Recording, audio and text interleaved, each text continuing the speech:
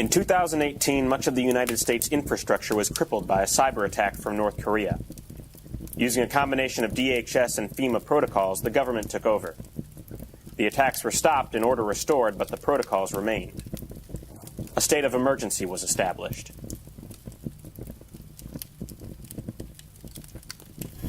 I wonder who did it. Who did what? Turned us in. Can't be that hard to think it out. Not many people knew. And we kept close tabs on those who did. At least I did. Jess? I was very careful. Only specific contacts knew. Including? Not Carlton. Alejandro knew. Bardo knew. He wasn't supposed to know. He wouldn't say anything. I warned you about breaking trust. He talked about what it was like growing up with one. It was exciting. It was fun. We had one of his favorites. I just wanted him to know that they still existed. Damn it! What does he have now? What do any of us have now? Just that. Pile of ashes. He promised to stay quiet.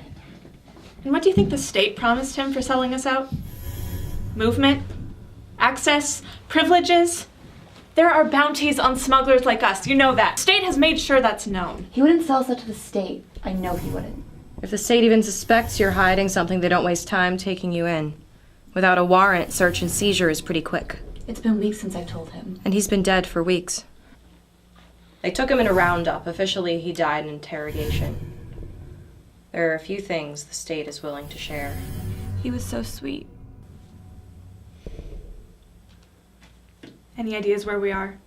After they tossed us into the van, they pulled out and turned left. We'd been going west on Decker. We hit 2 stops. We weren't running hot. They didn't want the attention. Which made us a big catch. Part of me was hoping they'd brag. I heard the 3rd Avenue L signal bells. Followed by a steady, slow turn to the south onto the expressway headed south and west. 2 hours. 2.5. We're in Springfield. Or somewhere close. We're a long way from home. Not far enough. We're going back. We'll be hot there. Very, but there are some things I don't want to leave behind. Some stories I've heard about. We have to get out of here fast. We will.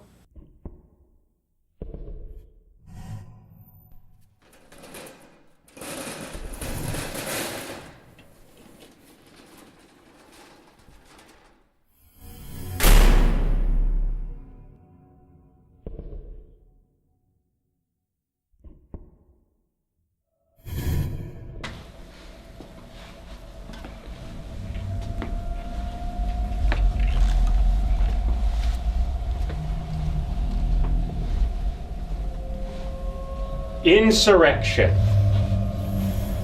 sedition, treason. Do those words mean nothing to you? Do you understand just how serious they are? They do in fact best describe a cancer at the heart of the state. You remember cancer? Of course you do. It has only been 7 years since the state eliminated cancer in all of its forms. Citizens of the state now have access to a final solution that eliminates cancer.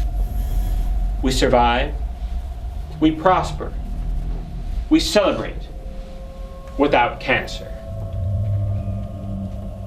Yet it appears the state itself has a cancer spread by insurrection, sedition, and treason. Like the cancer of the body, we must find a solution and eliminate it before it can spread.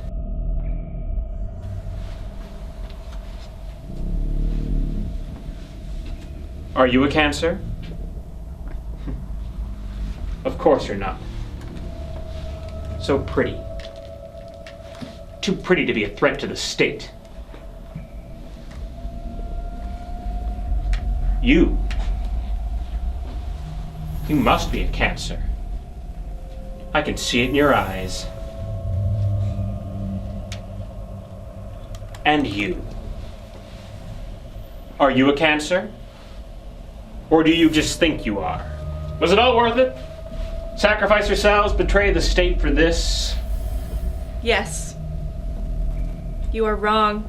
Everything about you and the state are wrong. The state has brought us peace like never before. There's never been this much prosperity in the history of our planet. No crime.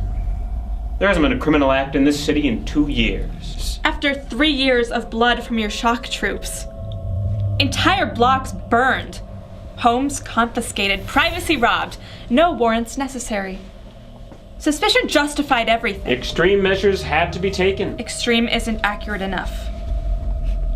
Shadow transports, enhanced interrogation. Cleansing was what the state called it, with waterboarding as the norm. It prevented disobedience and extremist acts. They had to be dealt with to prevent any more attacks on our country. Famous words from our history. You'd know what they'd led to if you'd read about them. Or at least were allowed to read. The state will tell you what you need to read. This is what will happen to the things you don't need to read. Burned like trash and dispensed with the wind. Sounds like the definition of a Holocaust. An event which the state ruled never really happened. An event in which millions died. Which never really happened. But tell me though, if it had happened, would having one of these have prevented their deaths? I didn't think so. Would having one of these save you now? You have been prosecuted on the grounds of transporting illegal contraband for the purpose of spreading sedition and treason. You received them from an agent in Philadelphia 4 days ago. Distributed 2 in Columbus, then made several transactions in Chicago, including one with an undercover agent working for the state.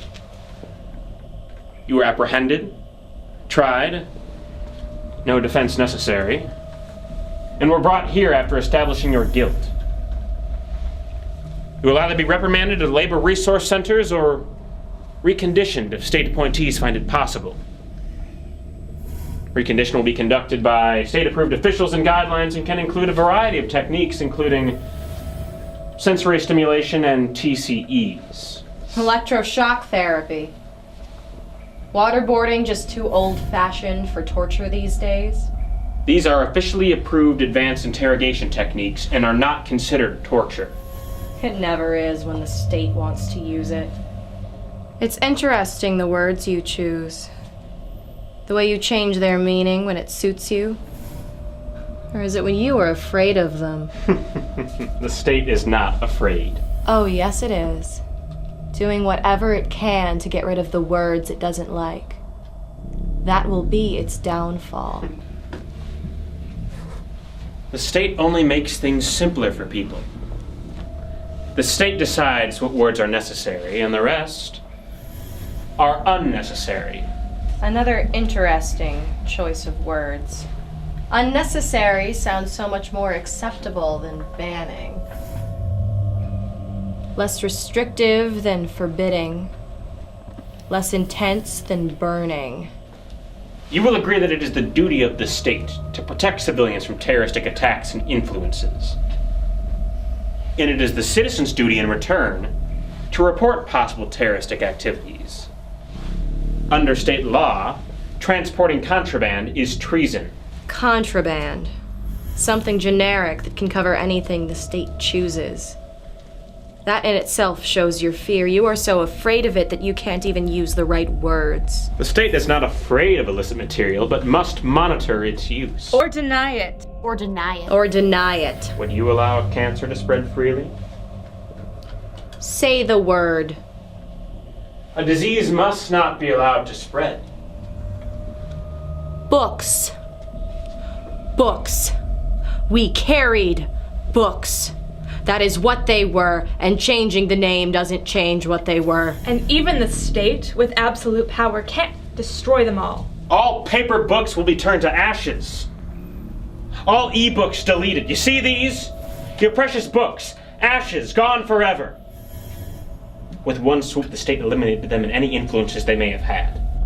Harper Lee gone. Shakespeare gone. Dickens gone. Choice gone. Independence gone. Free will gone, an illusion under the state. On the contrary. There is more free will now than ever before, with so much less to worry about. No bills to pay. Very little crime, no hunger. Fewer concerns with less decisions to make. Oh, like who to vote for? In the last presidential election, only 42% of the population voted. The majority didn't bother. They wanted someone else to make the decisions. Stricter voter registration and identification laws established by the state had nothing to do with it. Limited poll hours, locations with fingerprints and background checks. It was easier to buy a gun than it was to vote. One less thing to worry about. People don't want to have to make that decision. They'd rather have a king than a president. So the state gave them an emperor. Why do you think so many families thrived in politics? The Bushes, the Kennedys, the Clinton. Because at the time, the majority wanted them. Well, the state serves the majority. And the majority must serve the state. How can you say it's what the majority wants when you won't give them a choice? They had their choice. And they chose the state. No, we never gave absolute power to the state. The state took it and decided to keep it. The majority wanted the state to take control. The majority wanted protection from North Korea. Only in the crisis months. When people were hungry and afraid and without power, we needed a leader in that moment. And you got what you asked for. The people didn't want a dictatorship. The facts have proven the state correct. 11 years of prosperity. Tighter rules and less freedom. Not in the opinion of the state. What happens when the opinions contradict the facts? The state has the ruling opinion. No matter what the difference is. The state also decides the facts. What about the differences? There are no differences. The state decides.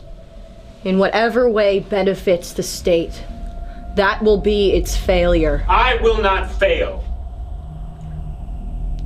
The difference between the very smart and the very dumb is that the very smart will change their opinions to fit the facts, while the very dumb will try to change the facts to fit their opinions. Which are you? Not the state. You. There is one thing you failed to take into account.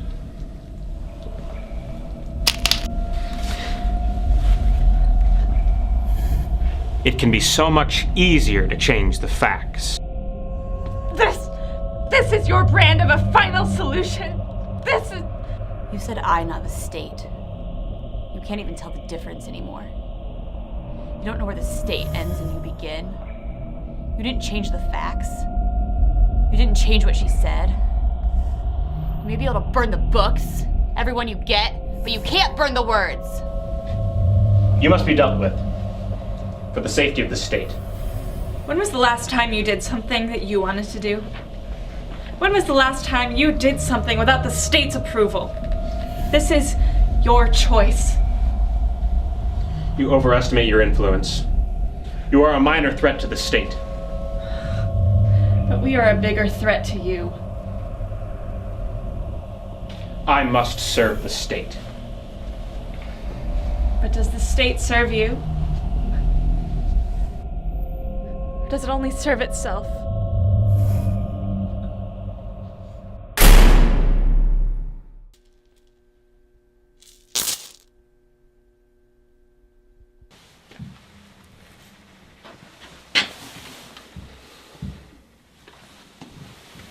No, we never gave absolute power to the state. The state took it. But we are a bigger threat to you. In whatever way benefits the state, that will be its failure. I will not fail. I will not fail. I will not fail.